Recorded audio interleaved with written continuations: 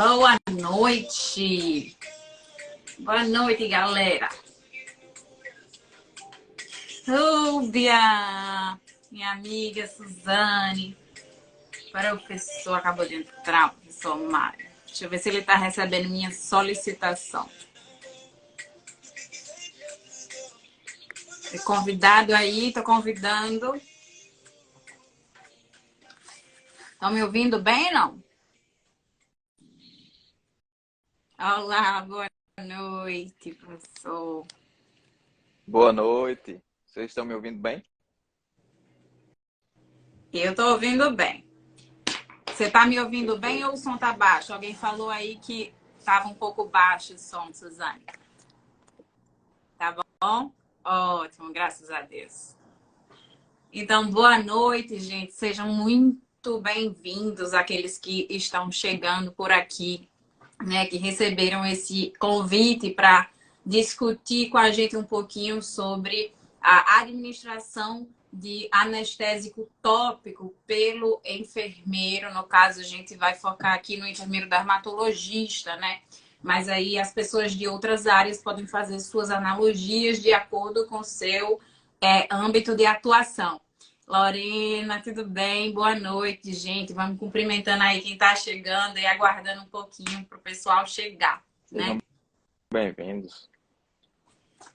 Sejam bem-vindos.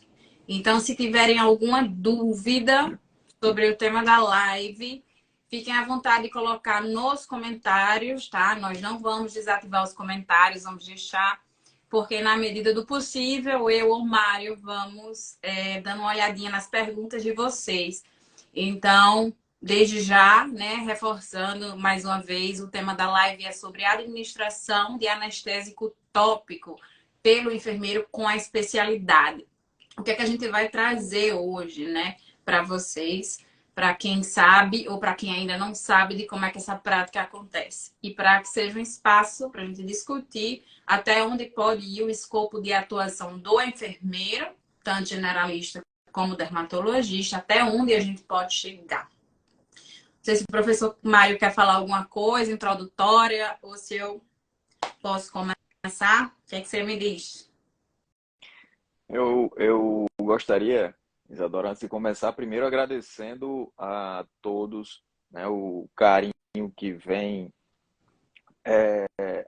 nos demonstrando e dispensando tanto a mim quanto a você em todos os nossos momentos com tanta gentileza, com tanta receptividade. Então, para iniciar a nossa noite, eu só agradeço. E mesmo antecipando você em seu nome também, em nosso nome. E pela primeira vez, chegando já com uma disponibilidade de um arcabouço, iniciando realmente com a DAI, né, com a dermatologia avançada em enfermagem. Como vocês já devem ter visto, há alguns dias nós demos um insight já do nosso logotipo, da nossa marca, o cérebrozinho em suas conexões e aquelas camadas da pele ali, isso tudo representando uma arte moderna da era da complexidade. Então, é com muito carinho e apreço a todos que também apresentamos a vocês a nossa nova forma, a DAI, tá bom? Então, esse é o início, Isadora, e já agradeço a parcimônia por ter me passado a palavra, e você pode dar início à nossa jornada de hoje, a essa conversa tão descontraída que propusemos para hoje. Espero contribuir em algo junto com você e com esse grupo que vem se delineando com muito interesse na área da complexidade, estritamente na dermatologia. Tá bom, obrigada, Mário, obrigada. Eu agradeço também a todos aqui presentes pelo carinho de sempre, pela contribuição e principalmente o que me enche os olhos é saber que existem enfermeiros e pessoas dentro da enfermagem que estão dispostas a dar o máximo possível. Existe um termo que eu costumo falar, o que eu gosto de falar. Alguém está dizendo que o áudio está cortando. Fica melhor assim? Não sei se meu áudio continua cortando, se é a internet, mas eu vou tirar o microfone. Tá me ouvindo bem, Mário? Estou. Existe um termo que eu gosto de falar, que é como eu estudei a enfermagem de prática avançada, para quem não tem familiaridade com o meu tema de estudo, mas eu tive a oportunidade de ir aos Estados Unidos para estudar a prática avançada de enfermagem, que é uma realidade diferente da nossa aqui no Brasil. Então, tem um termo que eu costumo usar, que é o máximo de potencial possível. E o que é que a gente precisa para que essa prática um dia vire realidade no Brasil? Que todos nós possamos atingir o máximo de potencial possível dentro do que nos é permitido. E existe uma fala que me marcou muito de uma das enfermeiras obstetras lá, enfermeira de prática avançada, que ela disse assim: eu me formei em enfermeira de prática avançada, mas eu tenho uma noção de que a maioria dos enfermeiros não sabe até onde eles podem ir. E aí isso ficou na minha cabeça, assim, me marcou muito. Ora, mas ela como obstetra naquele momento, dizendo muitas dessas coisas que eu faço aqui como enfermeira de prática avançada, eu já poderia fazer, não mudou tanto assim. Obviamente que existe uma diferença. Mas eu fico muito feliz que existam aqui pessoas que queiram atingir esse máximo de potencial possível sem que a gente saia de dentro do nosso escopo de atuação. E o que alguns profissionais não sabem, ou às vezes sabem e não sentem segurança para fazer, é a questão na área da dermatologia. Boa noite, Érica, seja bem-vinda. Está muito relacionada à administração do anestésico tópico e a questão do desbridamento. Eu não sei se você nota a mesma coisa, Mário, mas é um tendão aquileu da gente ainda, né? Porque exige uma certa expertise prática. Então, a nossa intenção hoje é que a gente compartilhe com vocês essa questão de onde vem essa permissividade para o enfermeiro administrar um anestésico tópico, por exemplo, até onde eu posso ir, onde é que está escrito isso. Então, gente, eu vou tomar a liberdade de começar e aí Mário pode me interromper a qualquer momento e a gente vai realmente construir, né, esse tema junto com vocês. E eu gostaria que vocês não levassem para casa dúvidas, né? A gente está aqui para contribuir e para somar, para que todos os enfermeiros que estão assistindo a gente hoje possam dar o seu máximo de potencial possível, sem sair do escopo de atuação. Então, eu trouxe para vocês isso aqui, que está disponível se vocês colocarem no Google, que é o parecer da Câmara Técnica do COFEN de número 94 de 2021. Então, para começar, o que é um parecer? Parecer 94 de 2021, se não tiver ficado claro. O que é um parecer? O parecer é algo como uma opinião, né, da nossa, eu vou colocar entre parênteses, da nossa Suprema Corte, ou seja, do nosso Conselho Federal de Enfermagem, que são aqueles especialistas enfermeiros que estão mais a par da nossa da legalidade do nosso trabalho, e aí eles estão ali emitindo uma opinião sobre o que a gente pode e o que não pode fazer, porque afinal de contas eles julgam o nosso comportamento e a nossa prática. Então, gente, o que é que diz o parecer 94/2021? É um questionamento sobre a legalidade de um enfermeiro que é especialista em podiatria, dermatologia ou estomaterapia, é assim que está escrito no parecer, administrar anestésico tópico no caso da realização de uma espicolectomia. Então, notem que é um questionamento um pouco específico. Porém, os conselhos e os pareceres, eles agem de forma representativa. Não significa que a administração do anestésico tópico seja restrita só à espiculectomia. Isso é um caso de exemplo, né? Então, as analogias, elas vão ser feitas sempre com base naquela legalidade que o próprio parecer considera. Então, o que é que o parecer considera para emitir essa opinião?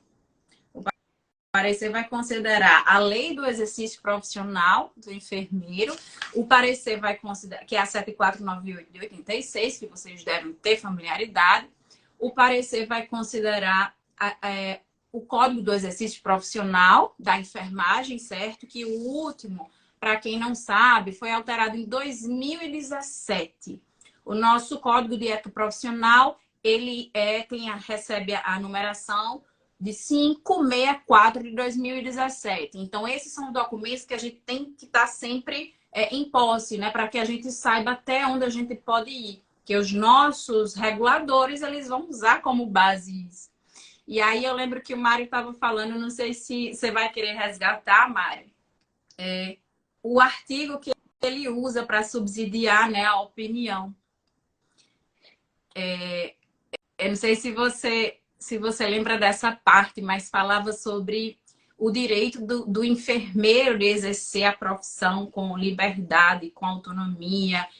Para ser mais precisa, ele diz que é direito nosso da enfermagem exercer a nossa profissão com liberdade, segurança técnica, científica, ambiental e autonomia. Ou seja, pode dizer. Me perdoe a interrupção. O que você acaba de colocar é um exercício, faz parte do exercício, é um exercício ambiental. O que é um exercício ambiental da nossa profissão?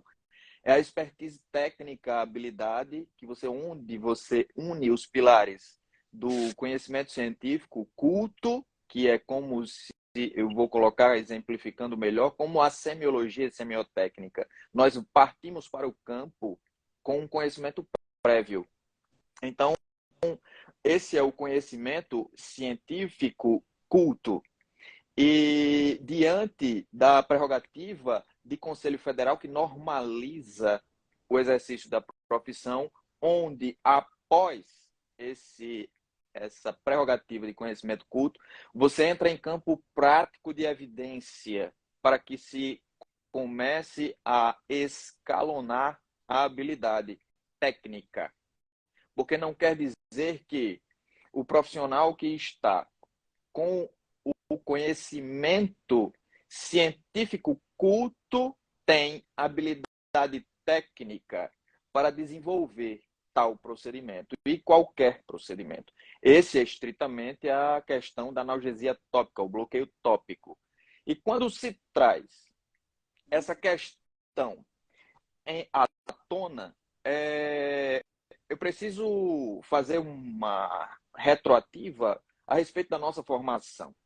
A formação do enfermeiro, em específico, é uma formação onde nós trazemos muito à tona, durante essa formação, a questão técnica. Então, e palpamos pouco, ao meu ver, o conhecimento mais culto, que se encontra, inclusive, não somente na ciência que pesquisa, mas na própria ciência que normaliza essa profissão. Isso é uma ciência. Saber até onde eu posso ir, o que eu posso fazer e em que momento fazer. Então, é exatamente o conjunto pelo qual estamos falando hoje. A questão de você dizer eu posso ou não posso, isso já me coloca a pensar que talvez você não conheça a norma culta de ser enfermeiro. Isso não se trata de querer estar em um ato que não é seu, até porque, em se tratando estritamente da dermatologia e enfermagem, o dermatologista enfermeiro, e isso merece um cuidado, sabe, Isadora? Às vezes eu ouço assim, dermatoterapeuta. Também ouço dermatológico. Aquele que detém certificado de atividade em dermatologia é dermatologista. E isso não quer dizer que eu esteja querendo entrar em um ato médico, não. Porque o nível de atuação do enfermeiro é que delimita tudo isso que nós estamos falando agora. Enquanto o dermatologista em medicina, ele tem uma atuação diferente do dermatologista com ênfase em lesões complexas, por exemplo, que é o meu caso e o seu, e o de muita gente que nos ouve agora. Então, isso é deter conhecimento científico culto, inclusive do que você é, enquanto profissional. E nós trazemos, eu gosto de trazer muito, você já me ouviu muito falar, e quem passa por nós ouve muito falar, os grandes pilares. Os grandes pilares de qualquer conhecimento, e aí eu tenho que referenciar, porque essas palavras eu vou parafrasear apenas, mas a citação não é minha.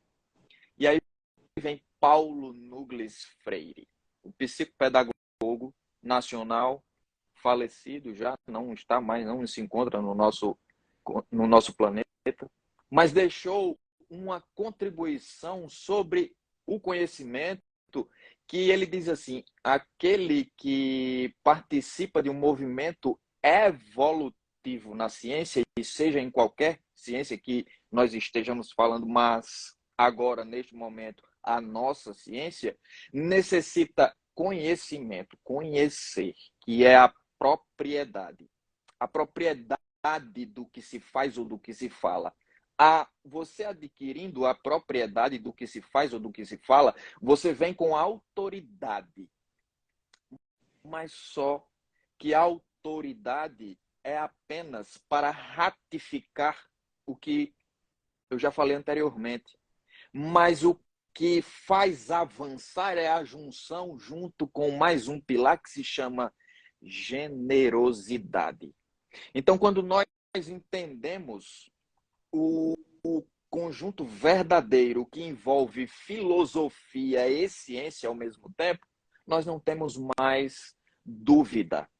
Não dá mais para ter dúvidas. Não dá mais para nós estarmos aqui se eu posso ou se eu não posso. A pergunta mais afinca, mais necessária é: eu sei fazer? Porque o Conselho Federal, que abrange nossa categoria e nossa profissão, evidentemente, ele já nos abraça de uma forma que nos dá liberdade desde que você conheça o prefácio do que você diz que é. Então, o nosso prefácio ainda e por que nós temos tanta dificuldade para reconhecer isso? Porque está na nossa formação. Então, nossa formação ainda está muito em superficialidade científica, diferentemente de algumas outras profissões que atuam muito mais na atividade científica, que atrelada à evidência o tempo inteiro. Quando nós considerarmos que a comunidade de saúde é uma comunidade multidisciplinar e não um regime militar, nós passaremos também a evoluir com mais firmeza e clareza. Então, se eu acho que eu até estou me delongando muito, me perdoem, mas eu precisava falar sobre isso para que a gente possa entender que o bloqueio tópico não é a atuação do médico. Se você é especialista em dermatologia e dermatologista, a partir de hoje, que vocês não entrem em contradição com isso mais, e isso eu falo com muita veemência, porque a dermatologia é uma ciência e o que nos difere é o nível de atuação. Então, todos são dermatologistas. O fisioterapeuta se tem o certificado de dermatologia, provavelmente ele é um dermatologista funcional, porque ele trabalhará na reabilitação funcional, voltado à dermatologia.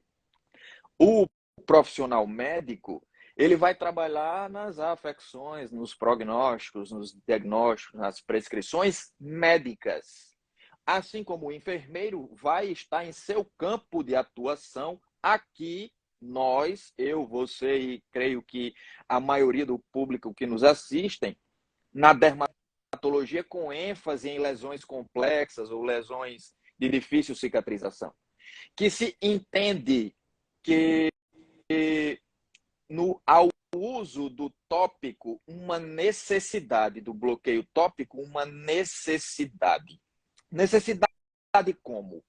Necessidade pelo fato de, em determinados cenários, alguns procedimentos não serem possíveis de realizar sem um certo bloqueio em determinada área. Então, se nós sabemos que ao especialista em dermatologia é permitido desbridar ou debridar até que se reconheça a fáscia muscular, então nós estamos bem fácil agora para entender. O bloqueio analgésico tem que permitir uma certa performance segura e necessária para o paciente, quanto ao profissional que realiza tal procedimento, a viabilidade desse uso. Então, é simples. Se nós estamos de frente a uma necessidade que nos faz usar o tópico, analgésico tópico, mais conhecido e comumente usado lidocaína, sem vasoconstrictor, ou seja, sem o efeito da epinefrina, geralmente estão associados quando com o vasoconstrictor, e é apenas bloqueio. Por quê? Porque é uma droga segura de usar, é uma droga de uma meia-vida curta e segura para tanto o teu procedimento quanto ao paciente, assim como para a equipe. Mas desde que se reconheça habilmente, tecnicamente e cientificamente o uso disso. Mas muitas vezes o que nos deixa nesse gatilho de dúvida é a falta do conhecer. É a primeira prerrogativa que se chama conhecimento científico culto, porque muitas vezes não sabemos, por exemplo, qual o efeito da lidocaína, aquele meia-vida, qual a disponibilidade, a biodisponibilidade, ou como se aplica. Então, se nós queremos garantir, é epiderme-derme. Então, você tem que calçar epiderme-derme até no máximo face de subcutâneo. Eu estou vendo aqui em quais procedimentos vocês utilizam. O que, em sua complexidade, Ju Freire, requeira o uso do tópico. Por exemplo, uma algia intensa e que o que você precisa fazer, você não consiga pelo fato do paciente não resistir a tal procedimento em nível álgico. É simples. E é muito óbvio que o conhecimento científico culto te traz também responsabilidade. Não é só segurança. Então, é responsabilidade do que você está executando. Então, para que nós possamos fluir um pouco, o que eu acho que você está necessitando falar, e eu geralmente falo muito, me perdoe também por isso, inicialmente é isso. Enfermeiros, enfermeiras, conhecimento científico culto. E se não deu para acontecer até agora, vamos parar um pouco para adquirir isso. É necessário ouvir as pessoas certas. E quem são as pessoas certas? São as pessoas que detêm o conhecimento culto que você está, por aquele momento, necessitando. É uma questão de realmente pararmos para que, ao invés de estarmos discutindo o que já é nosso, se pode ou se não pode, isso nosso próprio exercício já baseia e a gente não precisa mais entrar nessa questão de dúvida. A dúvida só põe em xeque que falta tecnicamente conhecimento para tal, mas não que a profissão deixe de ser ou é, ou queira ser o que não é. Não, nosso nível de atuação continua o mesmo. Porém, a interseção, e aí eu entro com suas palavras, Isadora, a interseção aumenta, porque a profissão de maior nível de interseção com as outras profissões da saúde é a enfermagem. E o enfermeiro ou a enfermeira tem que entender isso. Por que eu digo tem que entender isso? Porque é assim que viabiliza uma saúde bem executada. E aí, para responder a pergunta de Ju Freire, e trata em saúde também, né? O outro perfil que perguntou mais especificamente, as meninas perguntaram sobre o procedimento. E aí, como o Mário falou, níveis álgicos mais elevados e às vezes que você tem que manipular o tecido e o paciente não aguenta. A gente tem que lembrar também, pensando um pouco na complexidade, que dependendo do paciente, ninguém merece sentir dor, né? Mas dependendo do paciente, a dor pode desencadear também alguns sistemas, na parte neurovascular e na parte do sistema nervoso central também, com alteração de pressão arterial, com alteração de parâmetros vitais, né? Então, a dor é um sinal vital que deve ser observado. Em termos de procedimento, a colega perguntou aí, então quer dizer que desbridamento com instrumental conservador a gente pode fazer? Sim, pode. E aí, a infusão e o parecer do COFEN, ele é específico, ele é tão, como diz Mário, ele nos orienta tanto que ele é específico nesse sentido. Ele diz a lidocaína de 1 a 2% sem vasoconstrictor. Então, ele é muito específico. Ele é tão específico que ele faz analogias do trabalho do enfermeiro da podiatria para fazer a espiculectomia, mas ele faz analogia com outros procedimentos, como, por exemplo, para a inserção do PIC, o botão anestésico para a inserção do catéter, né? Lá nas crianças. O enfermeiro que tem essa habilitação, ele tem a permissão para infiltrar o anestésico tópico.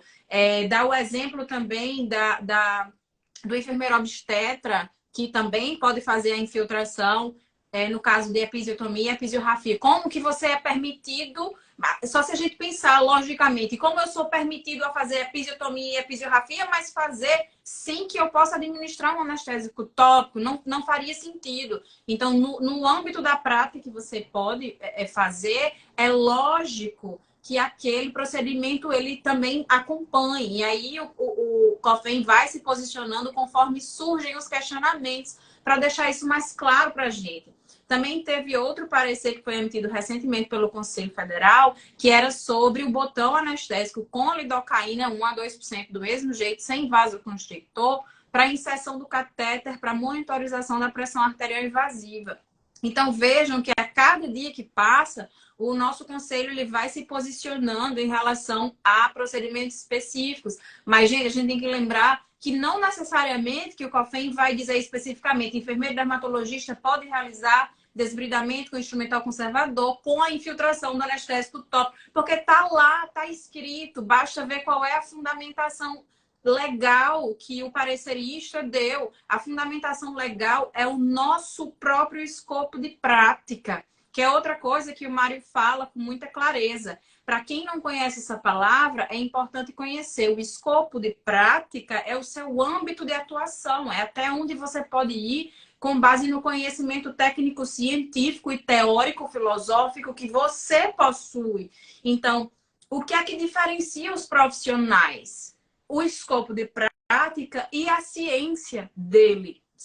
A grosso modo, eu daria essas duas diferenças agora. O escopo de prática é o seu âmbito de atuação, o seu limite de atuação. De forma muito óbvia, que o enfermeiro dermatologista não vai ter o mesmo escopo de prática de um médico dermatologista e nem competem por isso. O enfermeiro dermatologista muito bom, ele não vai competir na prática de mercado com o médico dermatologista. Por quê? O escopo de atuação é diferente, o foco de atuação é diferente. O médico está preocupado muitas vezes com a cura. E eu estou só preocupada com isso, apesar dessa preocupação permear a minha atuação.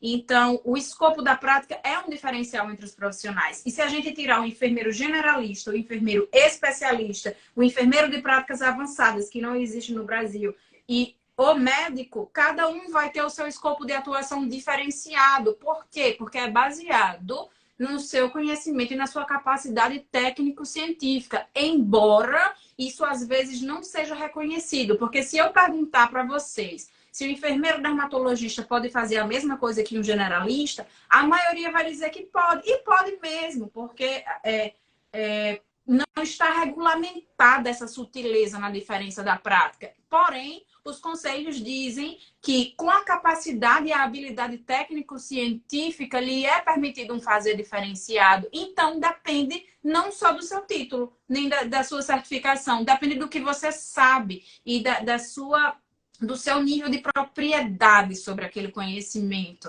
Então, pode ser que um enfermeiro generalista tenha aquele conhecimento e consiga fazer, porque o desbridamento e o cuidado a feridas está lá, tem uma resolução própria do conselho, que ele não é próprio do enfermeiro dermatologista. Inclusive, o enfermeiro generalista ele pode abrir clínica para tratamento de feridas. Se ele pode tratar feridas, ele pode fazer desbridamento e ele pode... desde que tenha conhecimento e habilidade técnico-científica, fazer a mesma coisa. O que vai diferenciar o nosso fazer, o nosso escopo de prática, é conhecimento.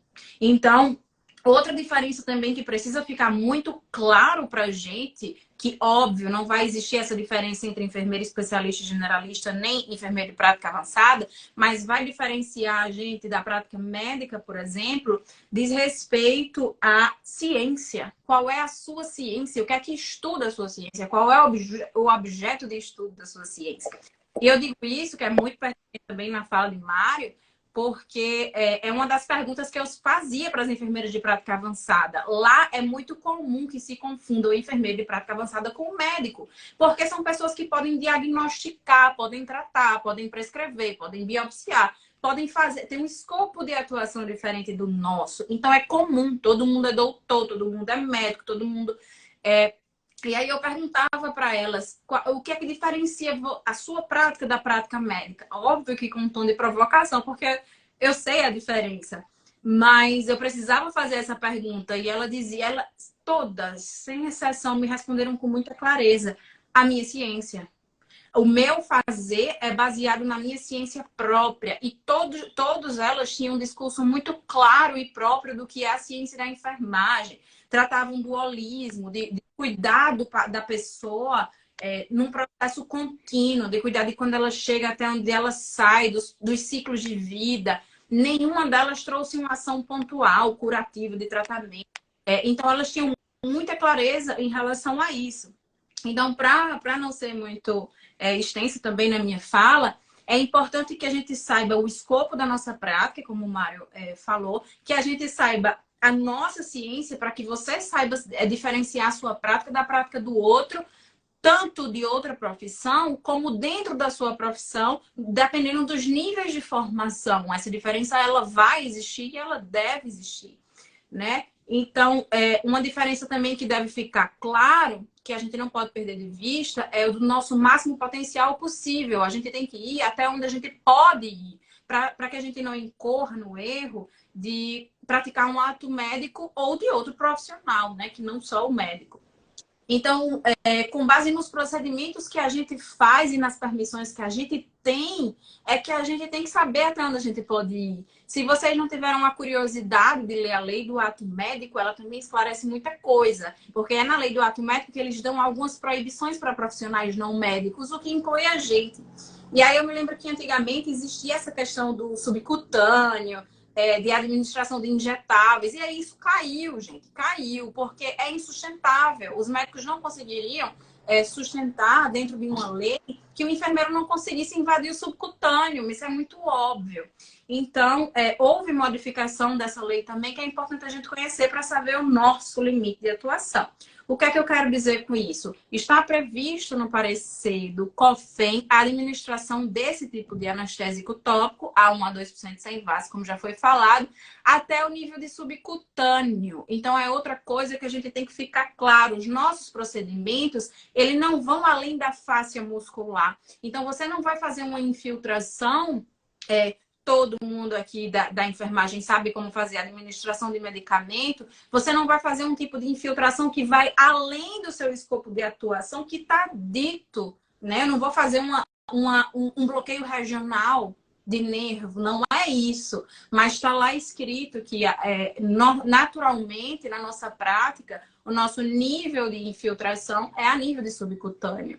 Então, são essas reflexões que a gente tem que fazer dentro do que está sendo dito, das analogias que estão sendo feitas, que estão sendo colocadas lá pelo conselho, do que a gente pode e que não pode fazer, e que a gente tem esse insight e essa capacidade de refletir, que o nosso conselho ele fala por analogias. Então, os procedimentos que sigam nessa lógica, como é o desbridamento e que a gente possa atuar até o nível de subcutâneo antes da face, que precise infiltrar anestésico tópico, desde que você tenha conhecimento e que essa prática seja reconhecida na sua instituição, que é outro ponto que o parecer também coloca, né? O reconhecimento daquela prática, a legalidade daquela prática dentro do local que você trabalha. Esse procedimento vai poder ser feito. Então, assim, a minha fala era essa, para que a gente possa sair um pouco desse posicionamento. Será que pode? A gente pode fazer? E a gente pensa que é só um detalhe, mas que quando a gente consegue fazer uma analgesia, por exemplo, você consegue fazer um desbridamento com muito mais maestria, você consegue remover muito mais tecido desvitalizado e além, ou outros procedimentos, que agora eu vou fazer igual ao parecer, esse ou outros, né? Funcionando por analogia. Então, isso vai dizer respeito também à qualidade do atendimento que você dá. Se você consegue resolver aquilo de uma única vez, é diferente de você estar fazendo um procedimento seriado, ultraconservador, se não houver motivo para isso, uma vez que você pode fazer. Pode falar. Eu fico me coçando aqui. Eu enquanto você fala. E embora a generalidade esteja dentro da mesma competência, eu acrescento o seguinte, que a generalidade...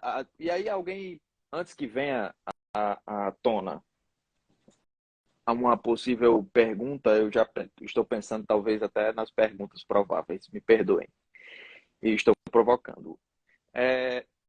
A especialidade, então, por que existe uma especialidade? Não é? Se a generalidade ela atende o mesmo caso, é simples também de responder.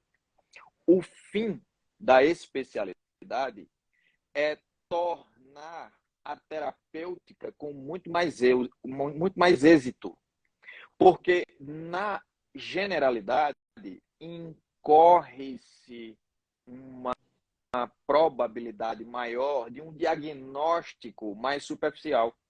E aí pode-se entrar em uma questão mais superficial ou origem, diagnóstico ou homeopatia. É como se fosse mais ou menos isso que alguns dias atrás eu fiz até uma enquete onde o que se faz mais, onde se produz mais ciência? Na homeopatia, com o fim desse significado homeopático ou com o fim alopático? Isso não é nenhuma competição. É apenas trazer à tona o significado de uma homeopatia. Ela reconhece a origem. E aí, trazendo para o uso de uma analgesia tópica com o uso de lidocaína por infusão subcutânea, a generalidade pode diagnosticar a necessidade disso. Mas se não conhecer a origem, a complexidade do paciente e ou a etiologia da lesão, isso pode incorrer também em uma superficialidade e o êxito terapêutico ser muito mais diminuído. E aí eu vou dar o exemplo logo. Se o diagnóstico não for muito bem evidenciado e aquele tipo de lesão for uma lesão mais sensível à indução necrótica ou a sangramento e o profissional ele fizer uso de tal substância para efetivar a retirada de um processo desvitalizado, isso pode induzir mais hemorragia ou mais indução necrótica. E então o especialista ele consegue evidenciar a complexidade do caso.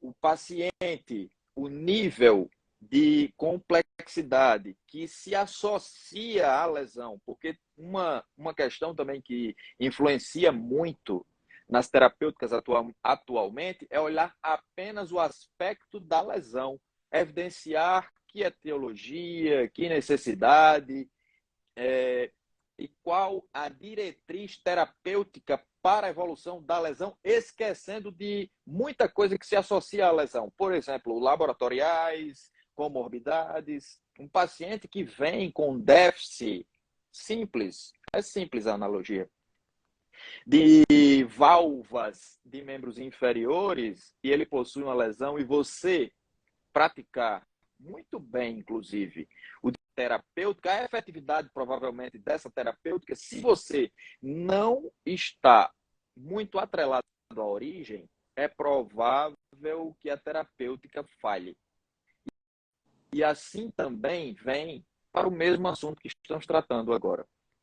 A especificidade do dermatologista, ele traz consigo, ou deve trazer consigo, a complexidade de todo e qualquer cenário. Todo e qualquer cenário. Então, o cenário pode haver um conjunto associado entre paciente, o que ele apresenta clinicamente, localidade e acesso. Então, percebam, gente, que é impossível nós falarmos apenas de um uso de determinada substância. Isso é impossível, porque requer prerrogativas que, antes de qualquer acontecimento, se fazem necessários a tal acontecimento. E isso se resume à fala de Isadora, à minha fala e ao uso da lidocaína. E por que não com vasoconstrictor? Porque nós não temos objetivo de profundidade, de acesso a grandes vasos, a essa necessidade de uma contenção vascular. Também por isso. Então, por isso que requer, antes de qualquer coisa, esse conceito científico culto, para que nós possamos nos embasar, nos apropriar e nos assegurar que aquilo que fazemos está certo e dentro da amplitude profissional de cada um.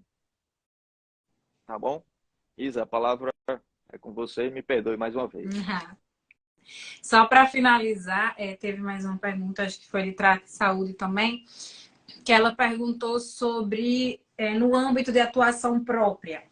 E aí eu vou finalizar puxando a sardinha da minha área de expertise também, puxando a bola da ciência, né, mais uma vez, porque o parecer, ele lhe dá uma possibilidade, mas ele lhe dá também uma responsabilidade, né? De que você saiba o que está fazendo.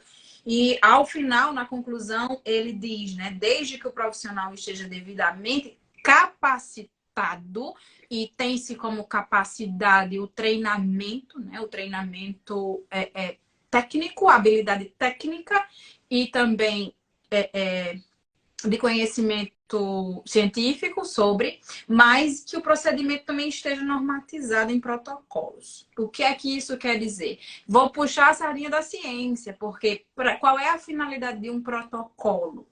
Vai ser reconhecer aquela prática, né? Você puxa algumas evidências científicas que vão subsidiar o que você está fazendo. Então, e eu que pratico para mim mesma? Você deve ter alguma formalidade também na sua prática, né? Muitas vezes aí, uma clínica, um consultório, um CNPJ, o seu registro profissional. Mas você também tem que ter uma certa normatização da forma como você trabalha. Então, é aconselhável também que você elabore os seus próprios instrumentos com base na ciência, né? E aí eu vou puxar o que a gente chama de prática baseada em evidências. O ideal é que cada profissional tenha também o seu apanhado de documentos científicos que respaldem o que ele faz. E aí você deve construir algum banco de informações que lhe diga a minha prática, ela pode ir até aqui por isso, essas são as leis que eu sigo, como aquele procedimento acontece, até onde pode ir, o que as evidências dizem. Então, assim, de uma forma mais geral, um protocolo é um documento científico que tem a finalidade de direcionar a prática, muitas vezes com um passo a passo, com algo nesse sentido, mas vai ser sempre baseado no que a ciência diz. Então, o conselho aí para quem trabalha para si próprio é: construam os seus próprios documentos, os seus próprios instrumentos com base na ciência, para que a sua prática seja sempre respaldada nas melhores práticas, né? Eu não sei se Mário concorda aí com o meu conselho, mas eu acredito que, por analogia, seja isso, né? Você não é um hospital, você não tem como ter, você não é uma instituição, mas por analogia, você deve subsidiar a sua prática também como eles fazem, né? Na ciência, com base em documentos. Isa, eu diria o seguinte, é, é bem prático. O termo de consentimento livre e esclarecido é um instrumento. É um instrumento usado, inclusive, Tá? em não somente pelos médicos, mas por muitas instituições. Então, se você tem conhecimento, construa seu próprio instrumento, esclareça seu usuário, seu cliente, seu paciente, como queiram chamar, e traga um consentimento do próprio. Isso é muito simples de se resolver quando você está trabalhando para o autônomo. É uma questão de alinhamento. E é justamente isso, gente, a minha preocupação quando eu falo sobre o nosso conhecimento de formação. Nós não fazemos uma formação que direciona esse tipo de coisa a nós próprios. Então, mas saibam que o exercício da profissão é o maior calçado que nós temos. Então, se você sabe o que está em seu exercício de profissão e reconhece o que você produza ciência. Então, gente, essa é a proposta desse nomezinho que a gente começa a usar agora, DAI, desse cérebrozinho. É, em uma live, em alguns minutos, como esse que está acontecendo no momento, é um pouco complicado aprofundarmos conhecimento. Mas essa é a nossa proposta, esses são nossos insights. Creio que mais conversas virão e com muita saúde científica, com não somente evidência, mas com culto. O ato culto pode ser que não traga só o ato científico. Até porque o que se alinha muito ao ato científico é a filosofia.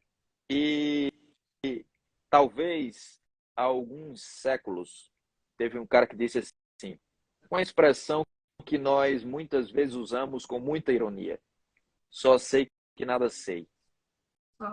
Essa compreensão pode nos trazer muito mais ciência culta que assim, ao invés de estarmos competindo, porque a ideia não é essa, a maior competição, ao meu ver, é competir com nossos próprios monstros. E muitas vezes nossos próprios monstros são nossas dificuldades. Que a gente pare um pouco com cada dificuldade e que a gente analise com muita reflexão sobre o que se faz necessário para construirmos uma saúde científica.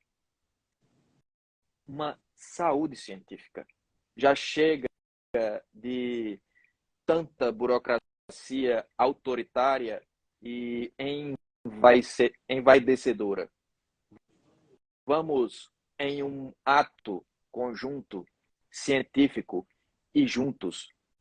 Vamos juntos em um ato científico, sem conflito de interesse, porque o conflito de interesse já está dizendo, existe um conflito e de interesse. O conflito de interesse nosso deve ser a uma saúde científica. Nós estamos sem tempo. Nós não temos mais tempo para pensar em outra coisa senão isso. É uma saúde científica, com muita humildade, mas que venha com clareza e com os pilares do meu grande professor Paulo Nugles Freire, com propriedade, autoridade e muita generosidade. Tá bom? É assim que eu me despeço. Muito obrigado. Boa noite a todos. Esse é apenas um dos primeiros encontros nossos, eu tenho certeza. E Isa, a palavra é sua. Muito obrigada, gente. Muito obrigada a todos vocês que estiveram aqui. Fico muito feliz. Não consigo ter essa expressão de fala, né, do nosso professor Mário, que todo mundo sabe que ele tem uma fala muito especial, né, que abraça a todos nós, que a gente consegue realmente transpor junto com ele essa necessidade. Eu não sei falar dessa forma, mas eu quero deixar aqui o meu agradecimento a todos vocês, né, que dedicam tempo para ser enfermeiros melhores. E que, como ele bem diz, não existe essa situação de conflito nem de competição entre nós. Que todos nós, lutando juntos, consigamos elevar o status da enfermagem. É por essa a nossa luta, né? É por isso que a gente fala tanto de avançada, o avanço ele não pode vir com essa sensação de retirar espaço do outro. Estamos aqui para somar e que cada um de nós possa somar na vida do outro e que todos juntos possam atingir o máximo potencial que a gente tem possível. Um beijo, muito, muito, muito obrigado por vocês estarem aqui. Beijo e até qualquer dia, gente. Tchau.